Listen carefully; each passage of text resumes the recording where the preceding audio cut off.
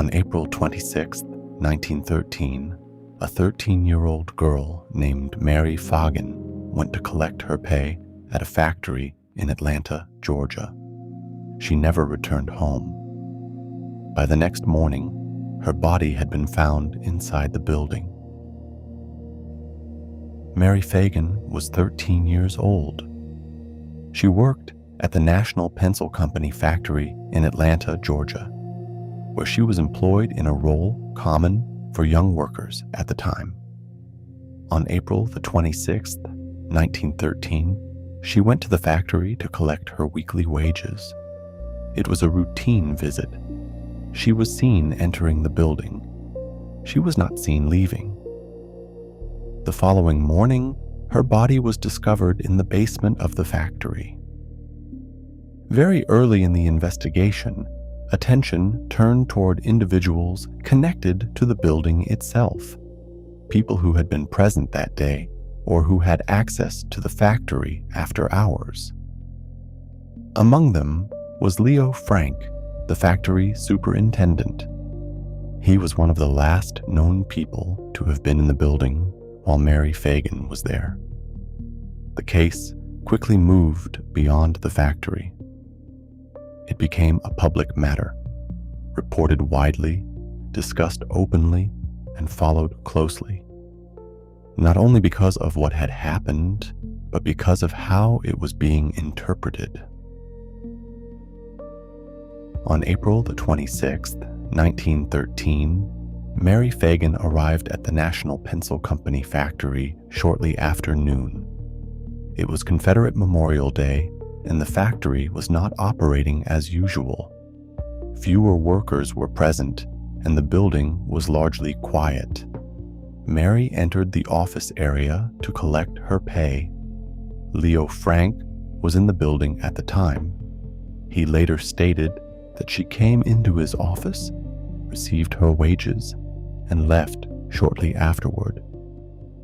That was the last confirmed interaction. When Mary did not return home, concern grew quickly. Her body was discovered in the early hours of April the 27th in the factory basement. She had been strangled. The scene showed signs that she had been moved. Pieces of fabric were found nearby, along with handwritten notes placed near her body. The notes appeared to describe the events, but their origin was not immediately clear. Very early in the investigation, suspicion moved through several individuals connected to the factory. Among them was Jim Conley, a factory worker. Conley initially denied involvement. He later changed his account. Over time, he gave multiple statements, each with differences in detail. In his later versions, he claimed that Leo Frank had asked for his help in moving Mary's body after her death. Frank denied this.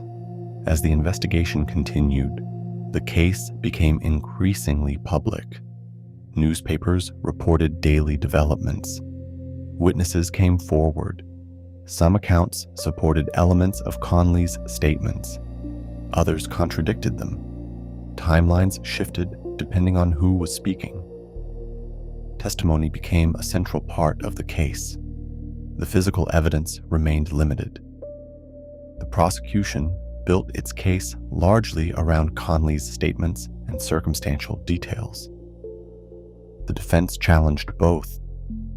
Despite inconsistencies and conflicting accounts, the case moved forward.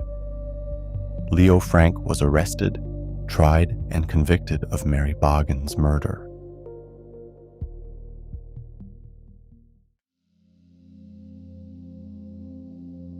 Following the trial, Leo Frank was sentenced to death. His case did not end there. Appeals were filed.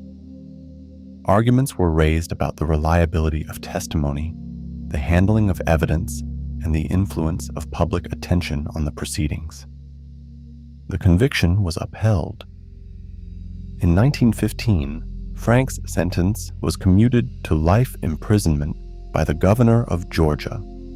the decision was met with public backlash. Not long after, Frank was taken from prison by a group of men and killed. No one was successfully prosecuted for his death. The case did not settle after that.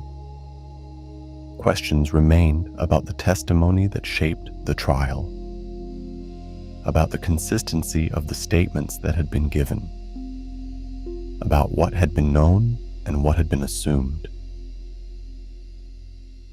Over time, the case continued to be re-examined.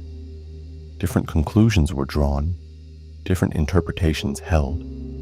No single version replaced the others. What remains is a record that does not fully align. A girl went to collect her wages. By the next morning, she had been found in the place she worked. And everything that followed was argued, revisited, and never fully agreed upon. That was tonight's story. You've been listening to The Midnight Box. Wherever you are, thank you for listening. Good night.